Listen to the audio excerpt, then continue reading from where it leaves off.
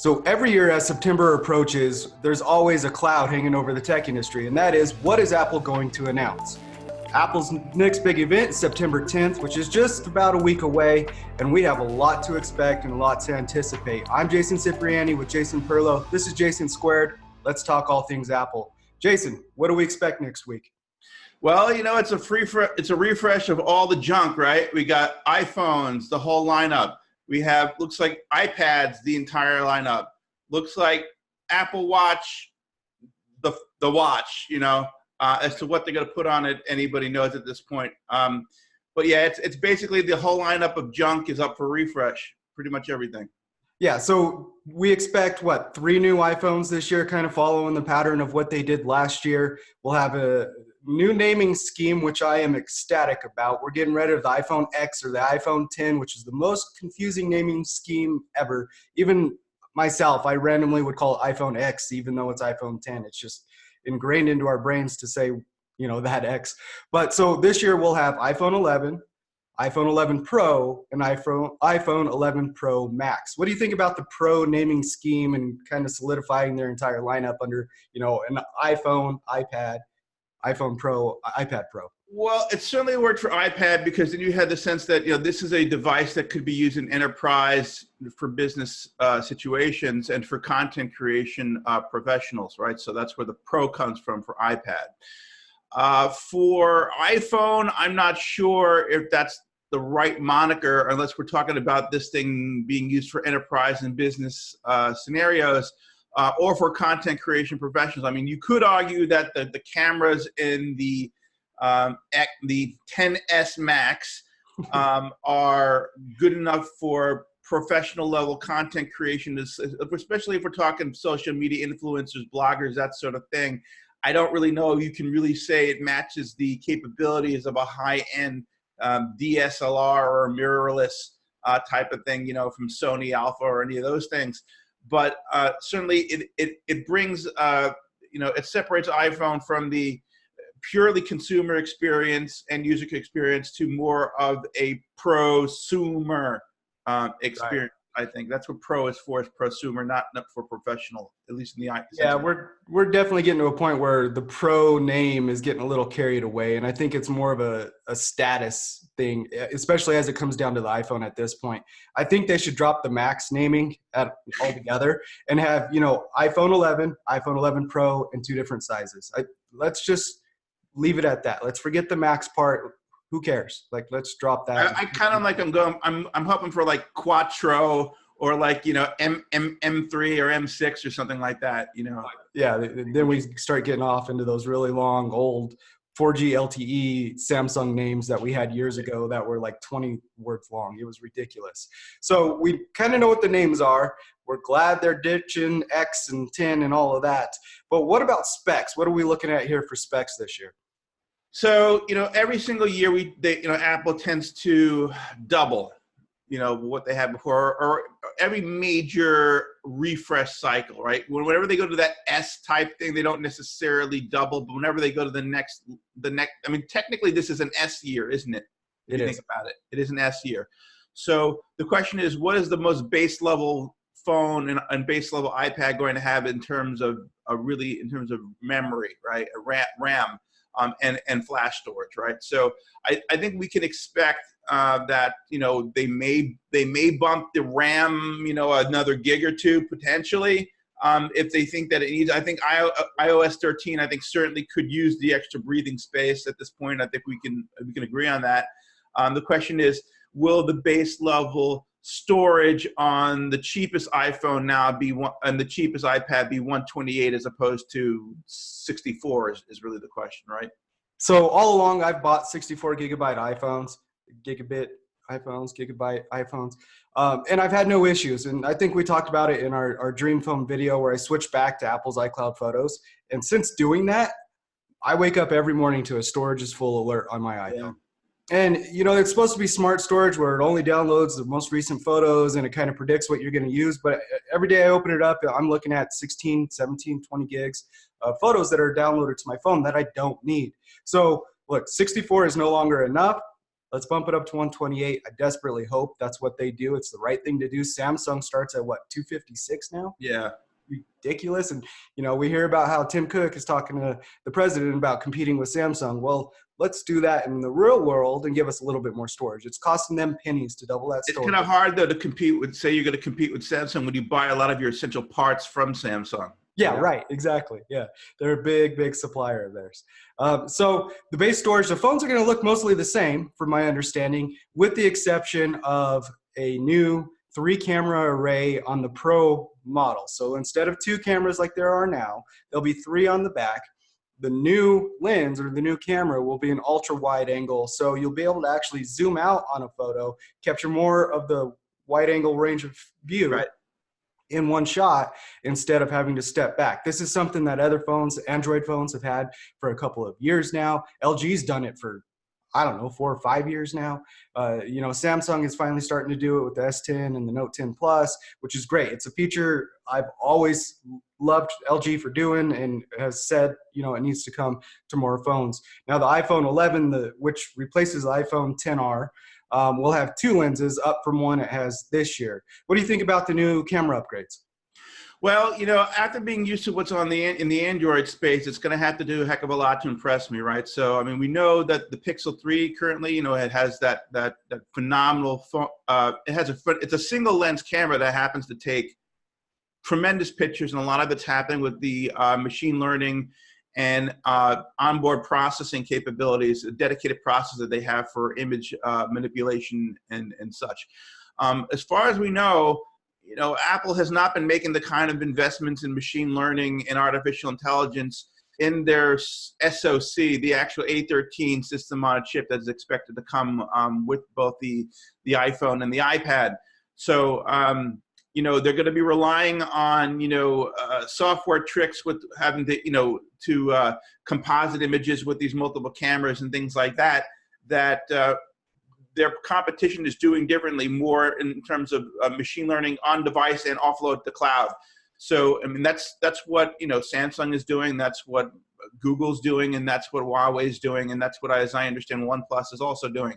So on the Android side, it's a lot of intelligence that's being applied, whereas Apple they're going with lots and lots of lenses, to try to fix the problem. And they don't have TOF, which is also a problem. Yeah, I think, historically their cameras have always been really good. The glass has always been really good. Optics and sensors have been great. That's never been a problem. Yeah, but they need to turn that corner and start doing some of the magic in processing, after the picture is taken.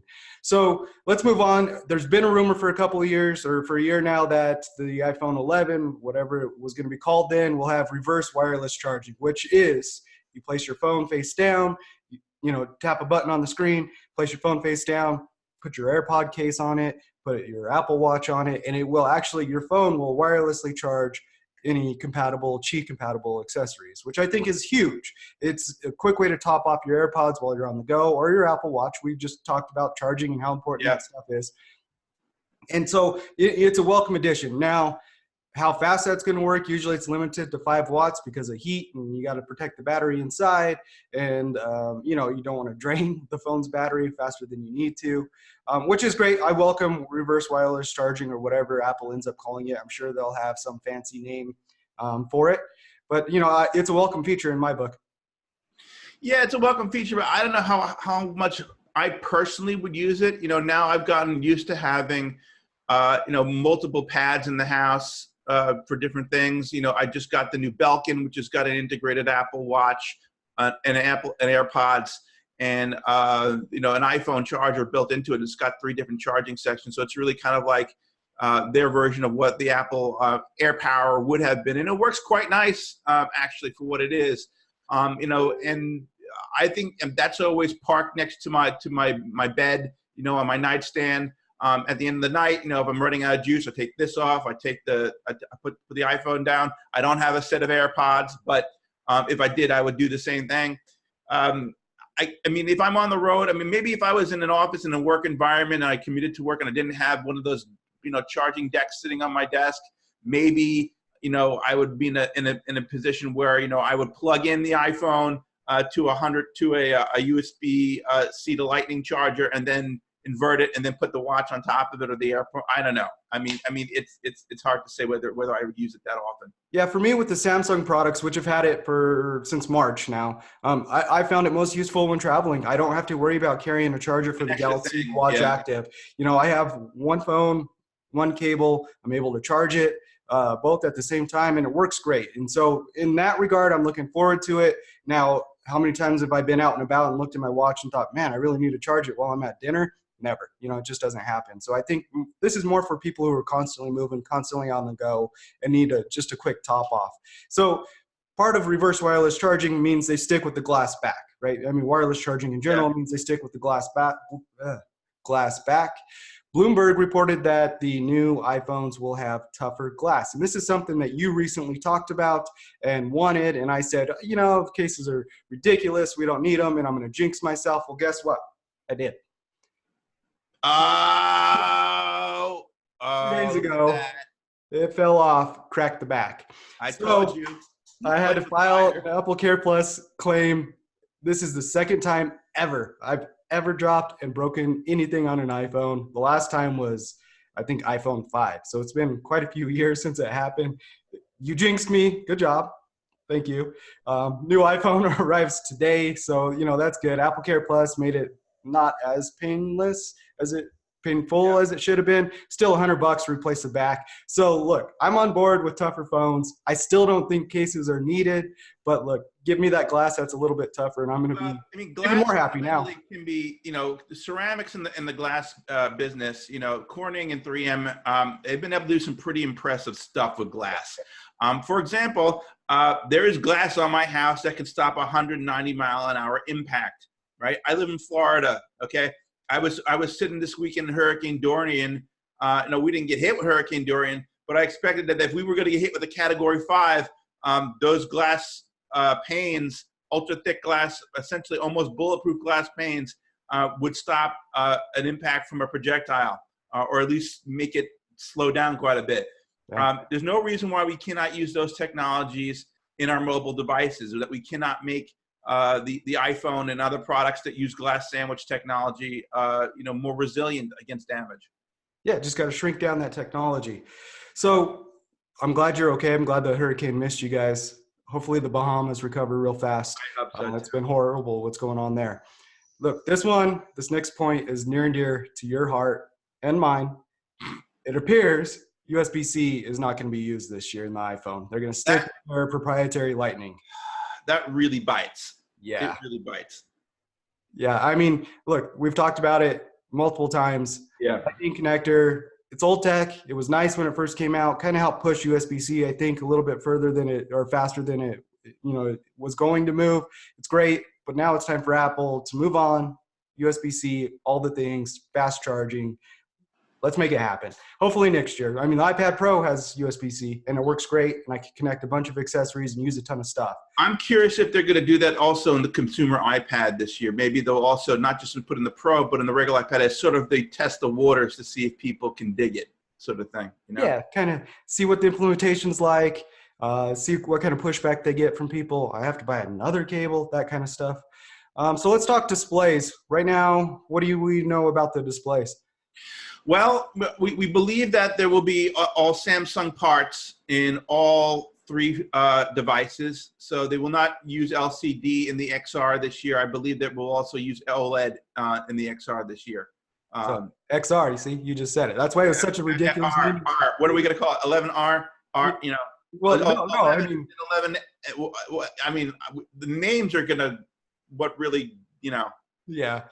So I'm fully on board with them going all OLED. It's a much better display. Hopefully they can keep the same price points they did with that 10R and the cheaper, you know, being the most affordable $750 iPhone.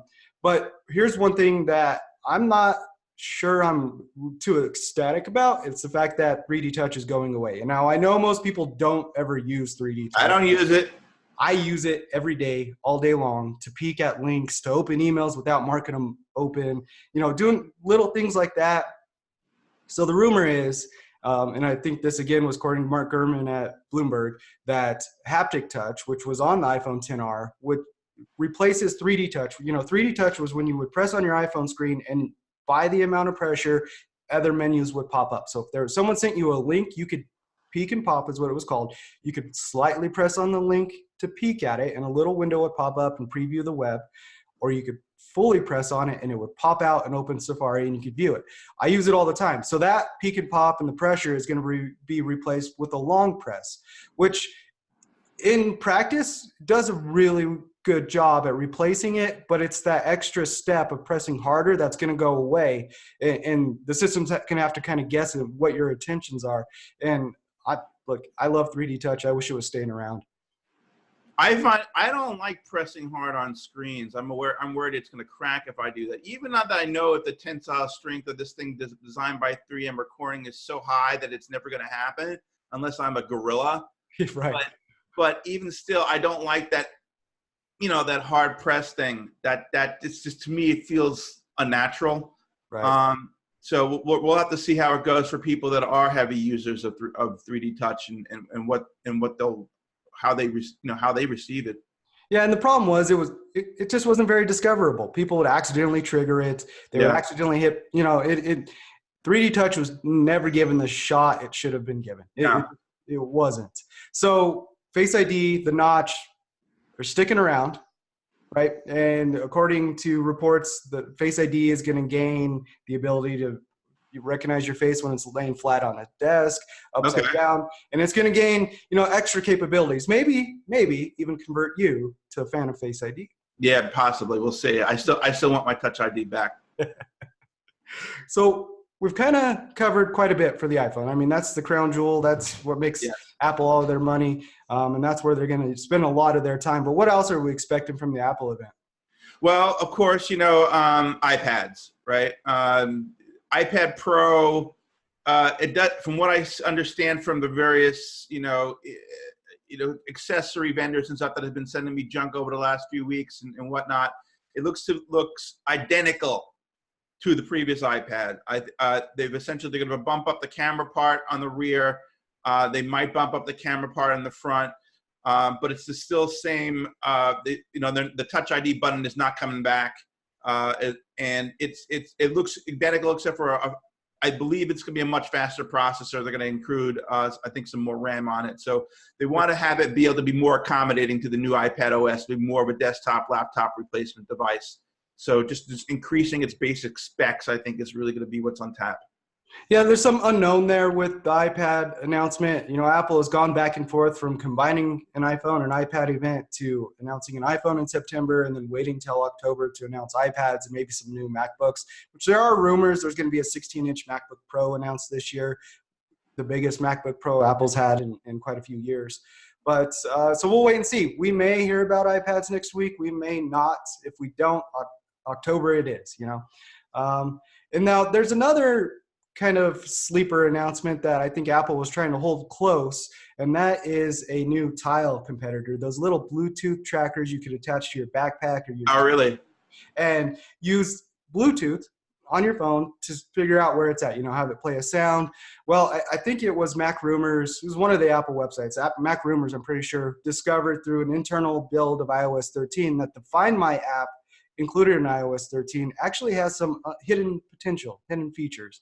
And that is Apple is going to release their own Apple Tag, eye tracker. I don't know what they're going to call it, but basically it's a Tile competitor that will allow you to track your products, whatever you attach it to.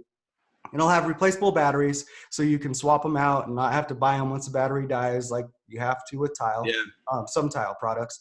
And so it'll allow you to track stuff throughout the real world and mark items as lost. But what I think is most appealing about this is Apple with iOS 13 introduced Find My. It combined Find My Friends and Find My Phone into one app. And with that, if you mark, say, an iPhone lost and it's powered on, but maybe whoever stole it from you has disconnected it from cellular and Wi-Fi, but left Bluetooth on, you're actually able to have random strangers' phones that have Find My installed identify that device and let you know where it's at, but it's completely anonymous. They don't know they're doing it. You don't know who found it, and that you're able to track it. And I think these iTags or whatever they're going to be called is going to have that functionality as well. And that to me is super appealing, because the thing with Tile was you had to have another tile user with the app running in order to find Yeah. the lost device. We don't know the price points on these, but it's fully expected Apple's going to launch them at the event. Should be kind of, fun and interesting, and a nice little accessory to add into their AirPods and all of that stuff that they're announcing as well. I gotta say, I happen to love the Find My app. It's something that I use all the time. Yep. My wife and I are both, joined to the same thing. So either I've misplaced my iPhone and she's gonna find mine, or actually, I mean, the watch itself can do it within a decent range. But it's always one of us is like, "Where's my phone?" I'm like, "Okay, can you find my iPhone?" Okay, it's kind of like it's now a part of marriage. It's like yeah. By extension, Find My Friends. Basically. Yeah, we use Find My Friends quite a bit. We keep tabs on where the kids are at, where each other are, and not for any paranoid reasons. But sometimes it's nice to know, instead of having to send a message and wait for a reply. If my wife's at Walmart and I need her to pick something up for me, I could just send her a message. Hey, while you're there, get this. And so we use both versions. Find My Phone, Find My Friends. I'm glad it's consolidated in one app. It's pretty well done. Wait, we skipped over Apple Watch. What are we expecting Apple Watch wise? We're expecting none of the hardware to change at all. Yeah, I think just the outer casings are supposed to change. That's kind of what reports Titanium and or rumors. ceramic sounds like to be the new additions, but other than that, it's going to be the same exact Series 4 that we're wearing now. Which is great. I've had the Series 4 for almost a year now. It's been a fantastic watch. Battery life is still solid. The features they keep adding, through software updates, the ECG, now in watchOS 6, we have the hearing stuff. I think it's going to be fine to hold off a year. It's not one of those products I feel like they have to update every single year. It's not a phone, right? Take some time, miniaturize some more technology to put it on my wrist. We've talked about this before as well. We've talked about a lot. But wait a year. That's cool. Let's stick with the Series 4. Apparently, Apple's going all in on titanium now. I mean, you have the Apple Card titanium. We're going to have an Apple Watch that's titanium.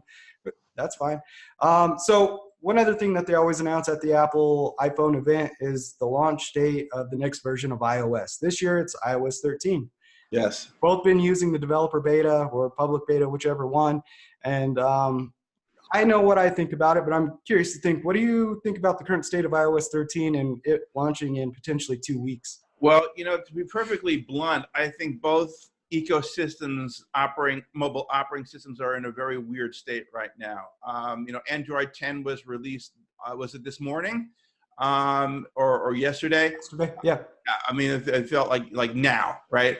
And, I've been through the beta process for the last few months, and it's just as buggy and awful in the release version as it was in beta. Instagram is broken. Anything that uses storage API is broken. It's very weird behaviors from Android 10, especially on the Pixel 3, which is underpowered in terms of RAM.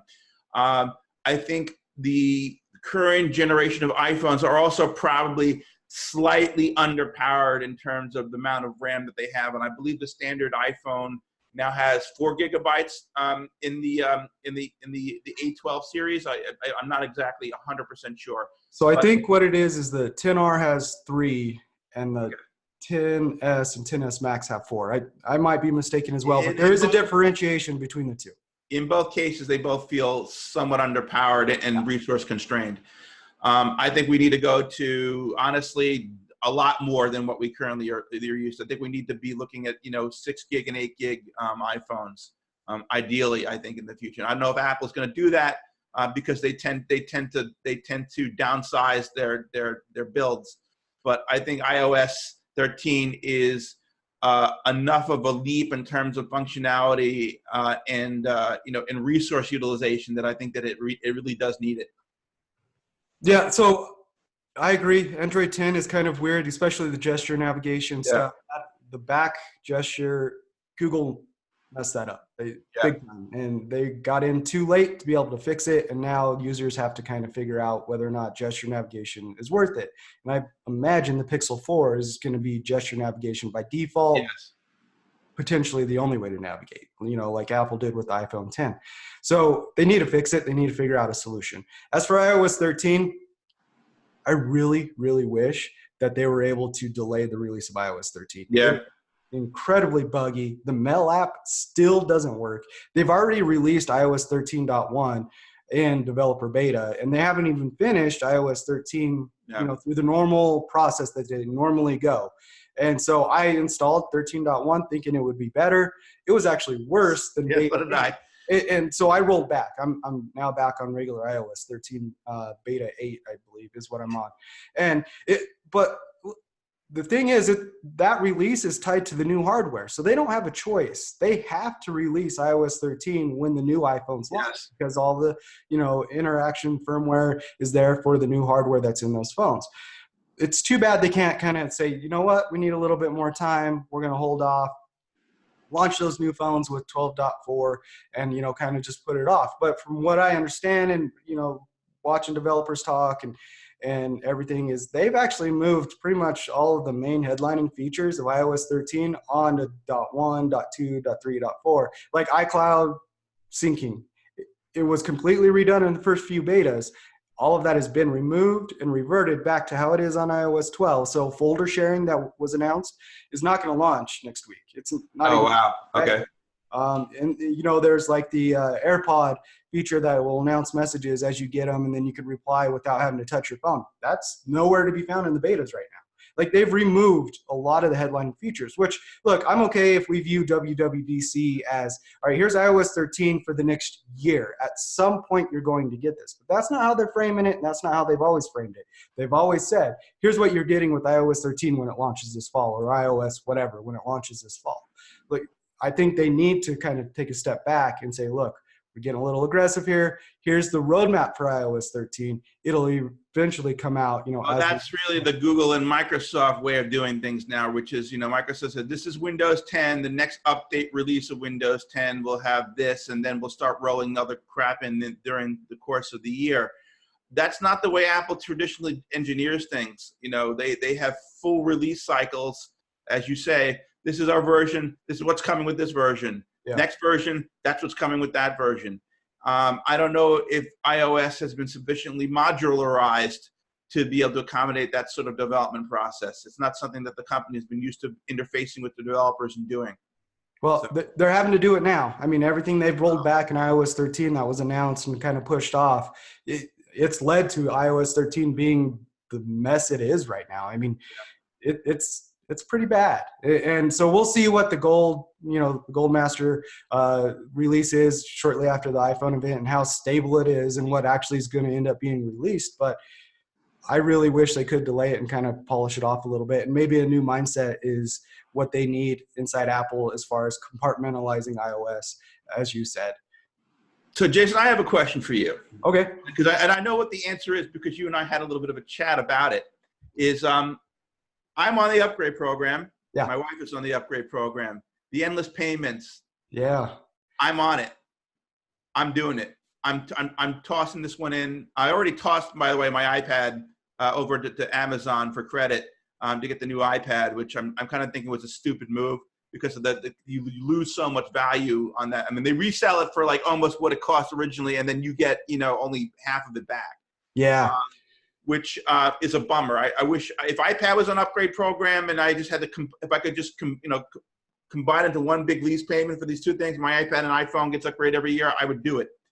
But I know that you don't want to be on this train anymore, right? So when carriers first announced, and manufacturers as well, that you were going to start paying the full price for a phone instead of the subsidized $300-$400 price, it was pitched as a good idea. Like, okay, the phone's $700,000-$800,000, but we're going to split that up over 24 months, no interest, so we're not charging you anything extra. And then, to entice you a little bit, you could upgrade every 12 months. That sounds great, and it is great because you always have the latest technology, but you're never going to stop paying for a phone. You're always going to have that $40 or $50 payment on top of your wireless bill until you're satisfied. But with the way companies come out with phones, even if you say, all right, iPhone 11, really not that great of an upgrade, I'm going to stick it out for next year. Okay, you're still going to have a payment at the end of next year on another phone. I'm tired of paying $54 a month for my iPhone XS Max. I probably will get a new iPhone this year just for the additional storage. Literally, that's the only thing I'm looking at. But I'm leaning towards just buying it outright and being done with that payment and saving monthly. I wish there was a better way to go about doing this. I realize why the carriers and the manufacturers got rid of the subsidies. I mean, the prices we pay are what carriers had always paid for the phones. They just counted on you signing a 2-year contract, spending 13 months to break even, and then having profit for the rest of that contract. And I get why they did away with that, because then it's all, they're making profit a lot sooner and passing the cost off to us. It's just, I don't see an end to payment upgrade plans at all. And I don't feel comfortable paying $54 a month for the next 10 years just so I can have the latest technology. Yeah, and I guess it's sort of like, the things that you and I have to deal with as technology writers, right? And that we have to be on top of the latest models and features all the time, versus Joe, we like to call him Joe Sixpack, but your average end user, do they really need to upgrade their phone every year or every 2 years? And people ask me this, Jason, what should I go buy? I have an iPhone 8. Should I go buy an 11, when it comes in? I'm like, well, is it working for you now? Do your apps work the way that you want them to work? Do you need a better camera? Do you want X, Y, and Z? If you don't, then no. Right. Just because I do this, just because I'm buying a new Android every year, and I'm buying a new iPhone every year and a new iPad, and it's because I have a reason to do it as a writer. I need to understand this stuff. Right. If you're an end user and you have apps and they work and they do what they need to do, the phone's in good working order, there's no need to replace that phone. Yeah. Go to a 3-year upgrade cycle. There's going to be big enough changes in those 3 years to technology that'll make a difference in the end experience for you. And you'll have a year of not making payments on a phone. You'll own that phone. And that's a rare thing now. And it's unfortunate that it got to the point where phones are $1,000 and people have to sit with that choice of. This thing is $1,600. This is a 256 gig model. Yeah. Unreal. You could buy a really nice computer for that. And although, these are computers we carry in our pocket, it's gotten a bit out of hand, I think. Yep, it has. And with that, Jason, I think we're done with this one. Yeah, I think so too. We have a good idea of what's expected at the next Apple event, and I look forward to seeing hopefully some surprises. Yeah, I think the recap on the event that we do on this should be interesting to see if these predictions come to pass.